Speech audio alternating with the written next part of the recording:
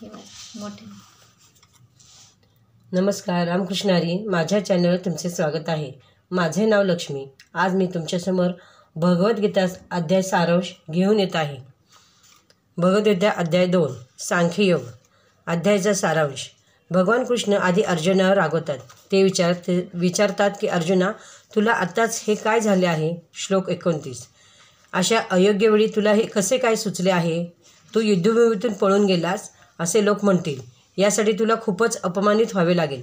श्लोक 35. अर्जुन अजूनही युद्ध करण्यास तयार नाही. हे पाहून कृष्ण त्याला शरीर आणि आत्मा याचा काय संबंध आहे ते सांगतात. श्लोक 10. तू आत्मा आहेस, शरीर नाही. शरीर तात्पुरते आहे, त्याचा अंत हा होणारच. पण आत्मा अमर आहे, आम्हाला कोणाने मारू शकत नाही. म्हणून मरणाबद्दल काही दुःख करण्याचे कारण नाही, कारण की आत्मा हा अमरच आहे. श्लोक 20 व 30. वरील तत्त्वज्ञान म्हणजे ज्ञानयोग. आता कर्मयोगाच्या तत्त्वाने सुद्धा आपल्याला कर्तव्य कर्म हे केलेच पाहिजे. एका सैनिकाचे कर्तव्य युद्धात लढाईत करून आपल्या प्रजेचे रक्षण करणे आहे. आपले कर्तव्य करून त्याचे फळ मला अर्पण कर. त्याने तुला कुठलेही पाप लागणार नाही किंवा तू जन्माच्या बंधनात अडकणार नाहीस. तू समबुद्धी ठेवून युद्धाच्या कर्तव्य पार पाड. त्याने तू सर्वोच्च पदाला पोहोचील. स्थितप्रज्ञाचे वागणे असेच असते. श्लोक 38. आता अर्जुनाला स्थितप्रज्ञ म्हणून कसा ओळखावा हा प्रश्न पडला आहे. श्लोक 54. त्याच्या उत्तरात भगवान कृष्ण 4 मुद्दे सांगतात. तो त्याच्या सर्व इच्छांचा त्याग करतो. आपल्या आत्म्यावर मन केंद्रित करून सदैव आनंदित राहतो. श्लोक 55.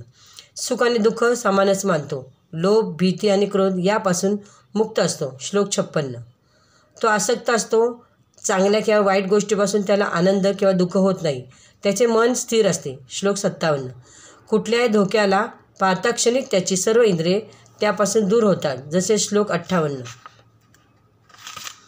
फलश्रुती. सहसा आपण चुकीच्या गोष्टींबद्दलच चिंता करत असतो.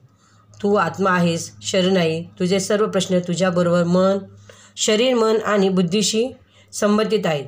तू आत्मा आहेस जो या सर्वांपासून वेगळा आहे, म्हणून तुला काहीच प्रश्न उरत नाही. तू नेहमीच सर्व त्रास, यातना आणि दुःख यापासून मुक्त आहेस. निमूटपणे तुझे कर्तव्य कर.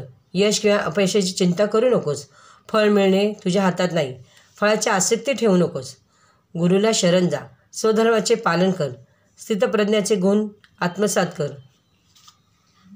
रामकृष्ण हरी. माझा